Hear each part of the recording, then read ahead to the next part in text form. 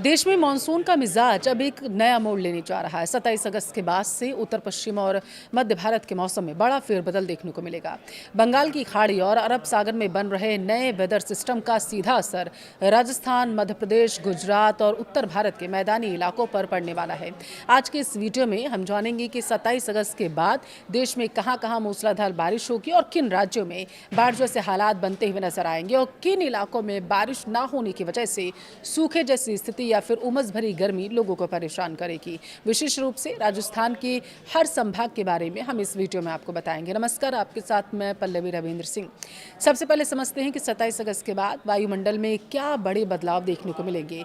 देखिए, मानसून की अक्षीय रेखा यानी कि ट्रफ लाइन धीरे धीरे सामान्य स्थिति से दक्षिण की ओर शिफ्ट हो रही है, जिससे मध्य भारत और उत्तर पश्चिम भारत में नमी का प्रभाव बढ़ने लगा। बंगाल की खाड़ी के उत्तरी पश्चिम हिस्से में एक नया कम दबाव का क्षेत्र सक्रिय हो रहा है, जो ओडिशा, छत्तीसगढ़ और मध्य प्रदेश होते हुए पश्चिम बंगाल की तरफ बढ़ रहा है।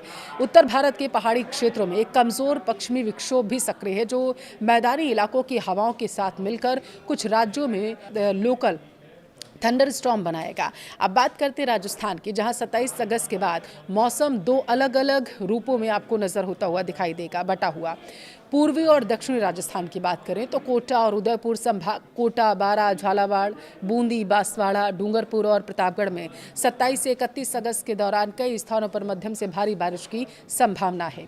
जयपुर, अजमेर और भरतपुर संभाग की बात करें तो इन इलाकों में हल्की से मध्यम बारिश और कुछ स्थानों पर गरज चमक के साथ तेज बौछारें पड़ सकती हैं। तापमान में 2 से 3 डिग्री की गिरावट भी दर्ज की जा सकती है, जिससे उमस से लोगों को राहत मिलेगी।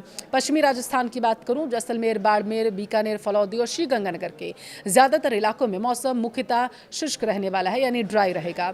हालांकि लोकल कनेक्टिविटी एक्टिविटी और स्थानीय बादलों के कारण कहीं कहीं छिटपुट बूंदाबांदी भी हो सकती है, लेकिन बड़े पैमाने पर बारिश की संभावना बेहद कम है। यहाँ दिन का तापमान बढ़ेगा, उमस लोगों को परेशान कर सकती है। 27 अगस्त के बाद राजस्थान का मौसम एक ऐसा करवट लेने जा रहा है जिसे देखकर आप भी दंग रह जाएंगे। एक ही राज्य लेकिन दो बिल्कुल अलग अलग मौसम। पूर्वी राजस्थान के जिले में जहां काले घने बादल और बारिश का दौर जारी रहेगा, तो वहीं पश्चिमी राजस्थान के हमारे रेगिस्तानी जिलों में मानसून पूरी तरीके से हाथ खींचने वाला है। अब बात करते हैं उन जिलों की जहां 27 अगस्त के बाद भी मानसून मेहरबान रहने वाला है। हाड़ौती बेल्ट की कोटा, बारां, झालावाड़, बूंदी, यहाँ 27 से 31 अगस्त के बीच मानसून पूरी तरीके से रफ्तार में रहेगा। झालावाड़, बारां के कुछ इलाकों में तेज बारिश और गरज चमक के साथ भारी बौछारें पड़ने की पूरी संभावना है। नदी नाले उफान पर रहेंगे। मेवाड़ और बागड़ की बात करूं, उदयपुर, बांसवाड़ा, डूंगरपुर, चित्तौड़गढ़, राजसमंद की यहाँ भी बादलों का डेरा रहेगा। रुक रुक कर हल्की से मध्यम बारिश का दौर जारी रहेगा, जिससे मौसम सुहावना रहेगा और फसलों को राहत मिलेगी, लोगों को गर्मी से भी राहत मिलेगी।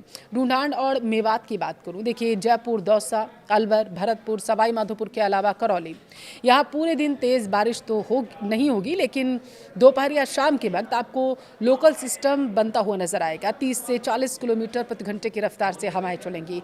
उमस से थोड़ी राहत जरूर लोगों को यहाँ मिलती हुई नजर आएगी। अब रुक करते हैं मारवाड़ और बीकानेर संभाग की तरफ। यहाँ के किसान भाइयों के लिए खबर थोड़ी चिंताजनक है। जोधपुर, बाड़मेर, जैसलमेर के अलावा फलौदी, बीकानेर, नागौर, श्रीगंगानगर और हनुमानगढ़ 27 अगस्त के बाद यहाँ बारिश की गतिविधियाँ लगभग थमती हुई नजर आएंगी।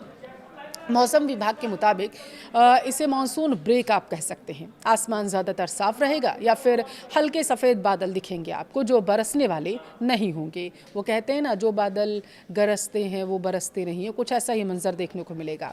तापमान और उमस का डबल अटैक आपको देखने को मिलेगा। दिन का तापमान 37 डिग्री सेल्सियस से 39 डिग्री सेल्सियस तक जा सकता है। हवा में नमी पहले से है और ऊपर से तेज़ धूप। इसका मतलब ये है कि भयंकर चिपचिपी उमस जो पसीने छुड़ा देगी।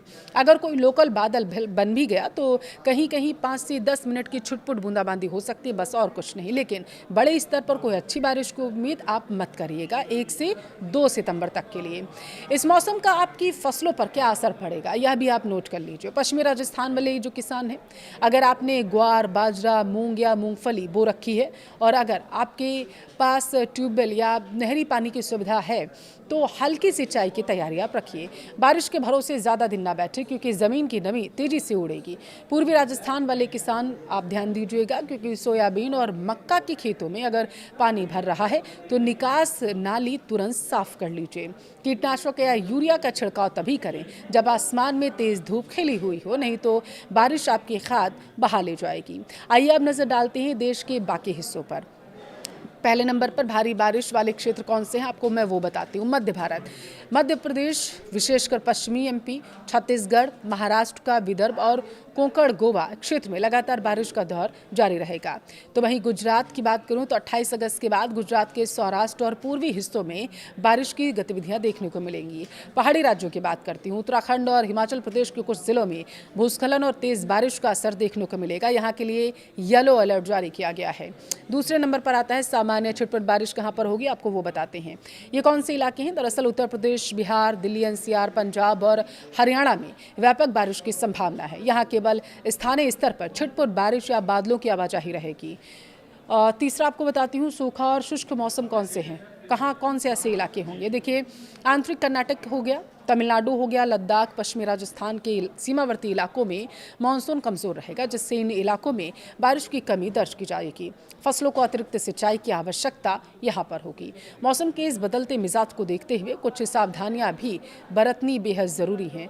मानसून 2026 की शुरुआत में जब लंबे चौड़े दावे किए जा रहे थे कि इस बार राजस्थान में झमाझम बारिश होगी, बांध लबालब भरे रहेंगे, खरीफ की फसलों की फायदा मिलेगा, तब उम्मीदें ज़्यादा थीं। लेकिन आज अगस्त का आखिरी हफ्ता आ चुका है और धरातल की हकीकत इन दावों को कोसों दूर लेकर चली गई है। पश्चिमी राजस्थान के कई जिले बारिश की बूंद बूंद को तरसने लगे हैं, तो वहीं पूर्वी राजस्थान में भी उम्मीद के मुताबिक बारिश उतनी ज़्यादा नहीं हुई है जितनी होनी चाहिए थी। आंकड़ों को अगर नज़र डालें तो आप देखिए पश्चिमी राजस्थान का हाल क्या है। जैसलमेर, बाड़मेर, बीकानेर, फलौदी, जोधपुर और नागौर के कई हिस्सों में सामान्यतः 20% से लेकर 35% तक का बारिश रिकॉर्ड दर्ज की गई।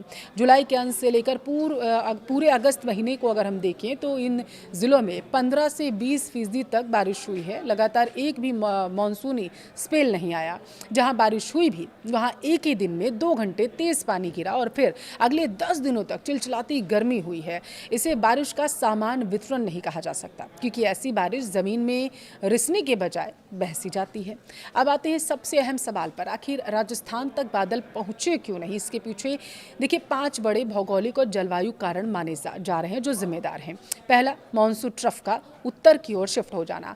मानसून की जो मुख्य अक्षीय रेखा होती है वह इस बार ज़्यादातर समयबद्ध मध्य भारत के ऊपर टिकने के बजाय हिमालय की तलहटी की ओर खिसकने लगी है। इसे मौसम विज्ञान में ब्रेक मानसून कहा जाता है। जब ट्रफ उत्तर में जाती है तो मैदानी राज्यों में बारिश पूरी तरीके से रुक जाती है। दूसरा पॉइंट क्या है? अरब सागर ब्रांच का कमजोर पड़ना। देखिए राजस्थान में पश्चिमी हिस्से को सबसे ज्यादा बारिश अरब सागर की मानसूनी शाखा देती है। इस बार अरब सागर में नमी वाले सिस्टम गुजरात और महाराष्ट्र के तटीय इलाकों तक ही सीमित रह गए। राजस्थान के रेगिस्तानी हिस्सों तक आते आते कमजोर पड़ गए। तीसरा क्या कारण है? बंगाल की खाड़ी के सिस्टम का ट्रैक बदलना। बंगाल की खाड़ी में जितने भी लो प्रेशर सिस्टम या डिप्रेशन बने उनका ट्रैक ओडिशा, छत्तीसगढ़ और मध्य प्रदेश होते हुए दक्षिण पश्चिम की तरफ गुजरात, महाराष्ट्र मुड़ने लगा। वे सिस्टम मध्य प्रदेश को पार करके राजस्थान के आंतरिक हिस्सों तक उस ताकत से नहीं पहुंच पाया जिस तरीके की उम्मीद जताई जा रही थी आईएमडी को। चौथा क्या कारण है? अरावली पर्वतमाला की दिशा और वायुमंडलीय शुष्कता। देखिए अरावली पर्वत श्रृंखला मानसूनी हवाओं के समानांतर होने के कारण पश्चिमी राजस्थान में बादलों को रोक नहीं पाती। इसके अलावा पाकिस्तान और बलूचिस्तान की तरफ से आने वाली सूखी और गर्म पश्चिमी हवाओं ने राजस्थान के ऊपर हवा में मौजूद नमी को सुखा दिया जिससे बादल कंडेंस नहीं हो सके। पांचवा बेहद महत्वपूर्ण कारण ग्लोबल क्लाइमेट पैटर्न और अल नीनो का खतरा। इस साल प्रशांत महासागर और हिंद महासागर के तापमान में होने वाले असंतुलन, उतार चढ़ाव ने पूरे भारतीय उपमहाद्वीप में मानसूनी हवाओं के फ्लो को अनियमित कर दिया जिसका सबसे पहला शिकार उत्तर पश्चिम भारत का या सूखाग्रस्त इलाका बना। अब समझिए कि इस कम बारिश की कीमत किसे और कैसे चुकानी पड़ेगी। खरीफ फसलों पर भारी मार पड़ेगी। बाजरा, मूंग, मोठ, ग्वार फली को नुकसान होगा। पश्चिमी राजस्थान की जीवन रेखा मानी जाने वाली ये दलहन और तिलहन फसलें समय पर बारिश न मिलने से फूल आने से पहले ही सूखने की कगार पर पहुंच चुकी हैं। सोयाबीन और मक्का की बात करूं तो पूर्वी राजस्थान में जहां नमी की कमी हुई, वहां उत्पादन में 20 से 30% तक की सीधी गिरावट दर्ज की गई है। भूजल स्तर की बात करूं, इसका भी नुकसान होगा। देखिए, बारिश न होने से ट्यूबवेल और कुओं का जल स्तर नीचे चला जाएगा। नलकूपों पर निर्भर किसानों का बिजली और डीजल का खर्चा दोगुना हो जाएगा। तीसरा नुकसान, बांधों का खाली रह जाना और रबी सीजन का संकट आ जाना। बीसलपुर, जवाई माही या राणा प्रताप सागर कई प्रमुख बांधों में उम्मीद के मुताबिक पानी का इनफ्लो नहीं हुआ है। इसका सीधा असर आने वाले सर्दियों के मौसम यानी गेहूं, सरसों, चने, रबी बुआई पर सीधे तौर पर पड़ेगा, क्योंकि नहरों में पानी कम छोड़ा जाएगा। चौथा क्या नुकसान, चारे और पशुधन का संकट बढ़ जाएगा। राजस्थान की ग्रामीण अर्थव्यवस्था पशुपालन पर टिकी है। बारिश की कमी से गोचर और चरागाह सूख जाएंगे, जिससे आने वाले महीनों में चारे के दाम आसमान छूने लगेंगे। क्या मानसून 2026 की कहानी यहीं खत्म हो गई है? पूरी तरीके से तो ऐसा नहीं लगता। मौसम विज्ञानियों के मुताबिक सितंबर के पहले पखवाड़े में मानसून की वापसी हो सकती है, ऐसा माना जा रहा है। अगर सितंबर में बंगाल की खाड़ी से एक मजबूत सिस्टम निकल आता है तो वह जाते जाते कुछ हद तक सूखे के घावों पर मरहम की तरह काम करेगा। लेकिन किसानों और प्रशासन को अब वाटर बस्टिंग यानी पानी के बेहद संभल कर इस्तेमाल की रणनीति पर काम करना होगा। आपके ज़िले में इस सीज़न में फसलों की क्या स्थिति है? क्या आपके यहाँ भारी बारिश की देखी गई, कमी महसूस हुई या फिर स्थिति सामान्य है? कमेंट में ज़रूर बताइएगा।